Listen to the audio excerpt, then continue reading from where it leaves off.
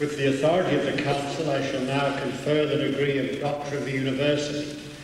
I call upon the Vice-Chancellor, Professor Roy Webb, to make this presentation.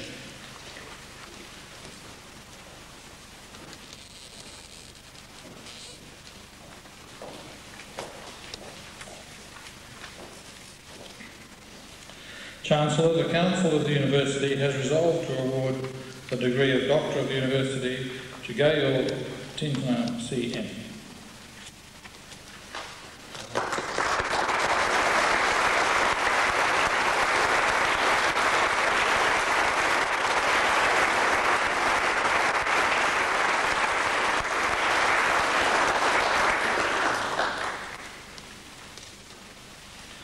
Chancellor, Gail Tintner was born in Vienna in 1917.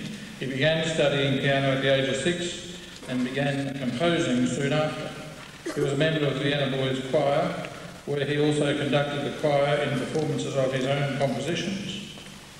At 13, he entered the Vienna State Academy, participating in the composition class of Joseph Marx. In 1936 to 1937, he studied conducting with Felix Weingartner, the director of the Vienna Opera and formerly head of the Berlin Opera. At 16, he trained the children's chorus for a performance of Mahler's Eighth Symphony with Bruno Walter. At 19, he became assistant conductor at the Vienna Volksoper, and his compositions were being broadcast. In 1938, he fled the Nazis, finally arriving in New Zealand, where he became music director of the Auckland String Players.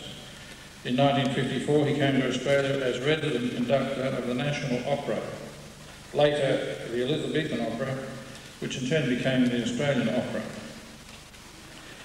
In the following years, he toured Australia widely, taking opera to isolated outback towns, and he pioneered television opera. In 1964, in New Zealand, he became music director of the New Zealand Opera. After a short period in Cape Town, Gail Tintner went to London and Sadler's Wells, now the English National Opera, for 3 years, with guest appearance with the London Mozart Players, the Bournemouth Symphony, the Northern Symphonia, and the London Symphony. He returned to Australia in 1971 as music director of the West Australian Opera Company and became the music director of the National Youth Orchestra of Canada. Gail Tintner had a special rapport with young musicians, conducting many concerts with the National Youth Orchestras of Australia, Hong Kong and New Zealand.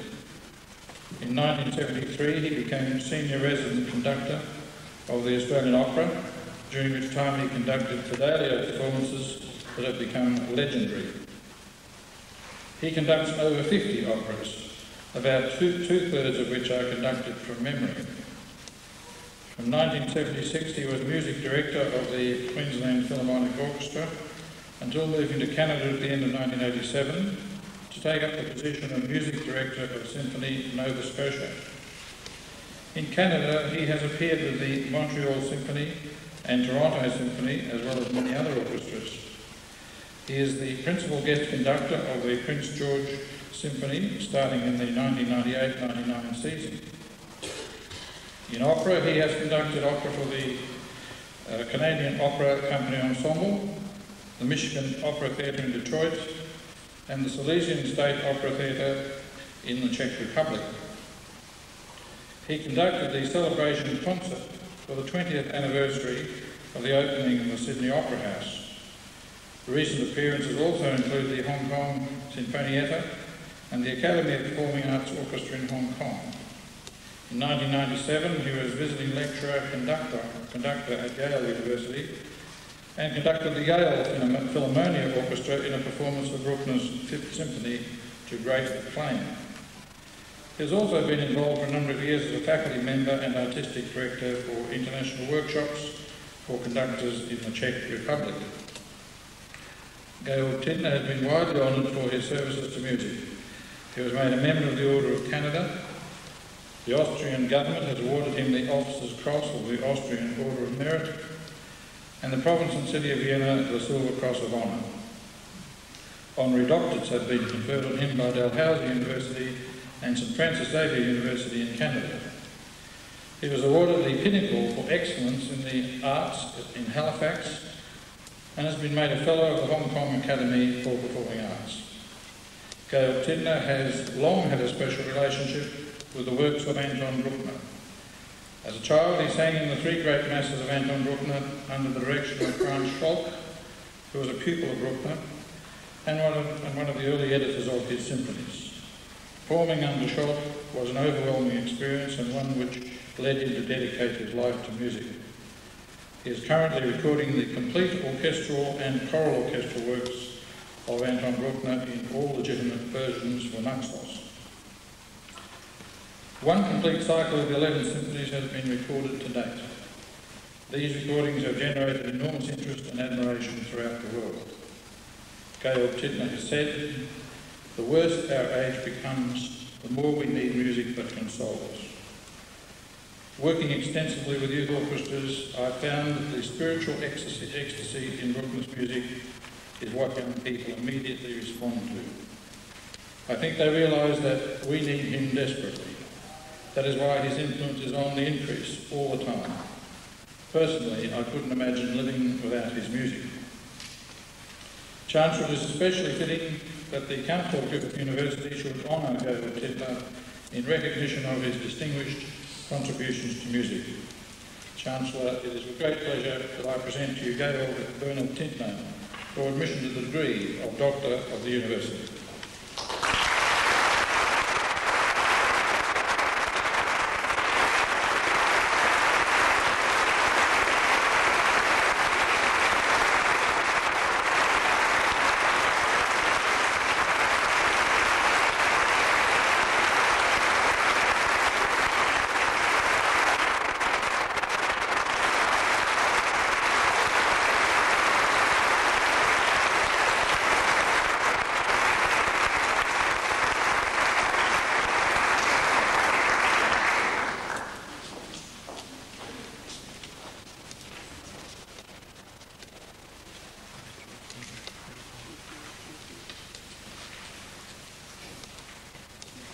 I now call upon Georg Tidner, Doctor of the University, to deliver the occasional address.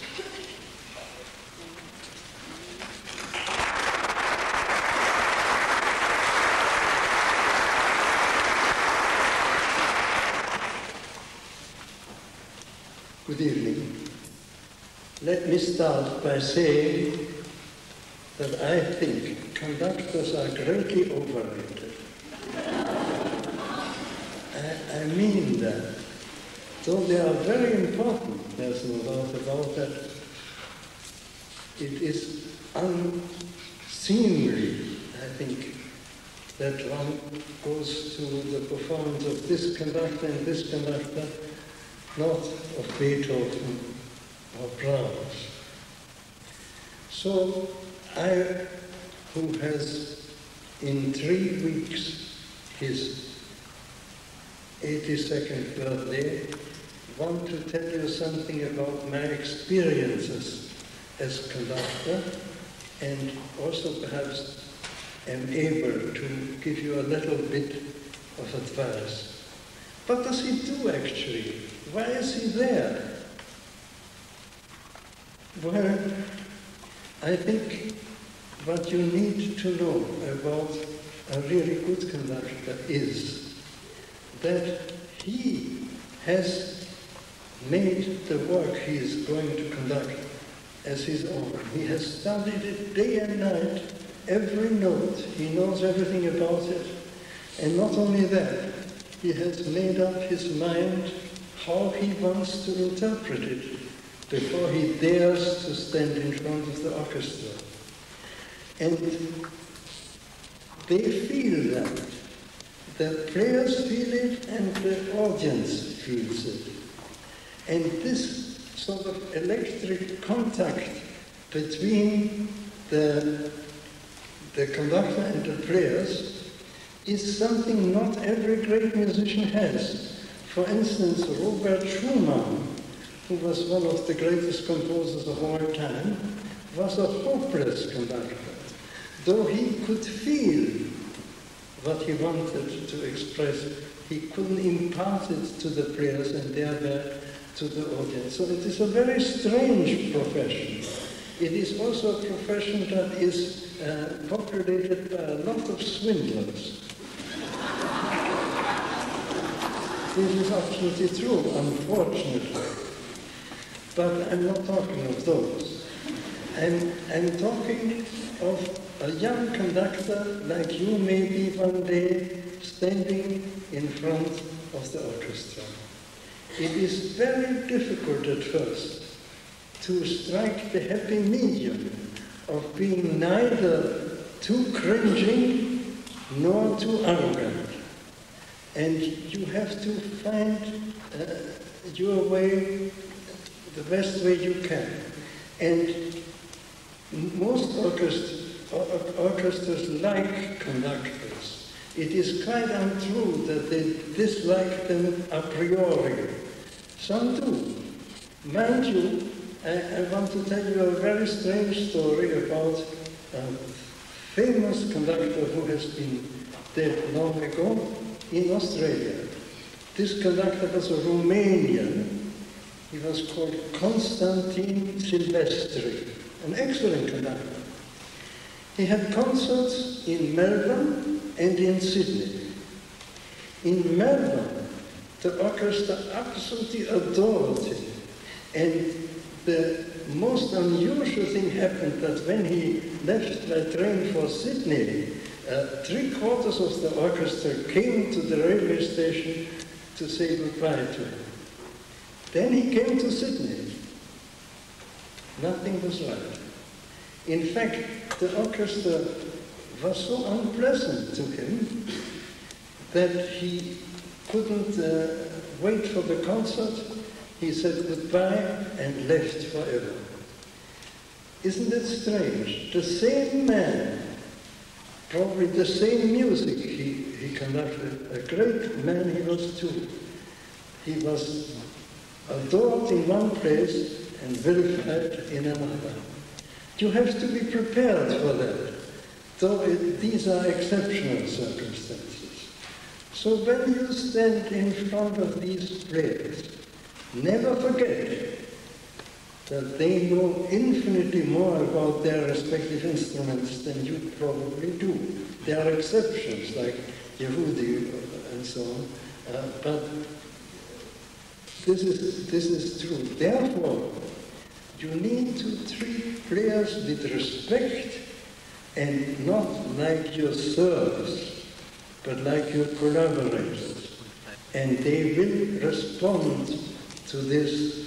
And this is the principle I have followed all my life. And there were very few orchestras, in my experience, who didn't respond to that. Finally, I want to say my ideal of a conductor, not necessarily in his interpretations, but in his way of treating the musicians and the singers, was a man who may not know by name very well, Bruno Walter. Bruno Walter never raised his voice, never abused a player or a singer. He did it all with love. And that, ladies and gentlemen, that is what I have tried to do all my life. Thank you very much.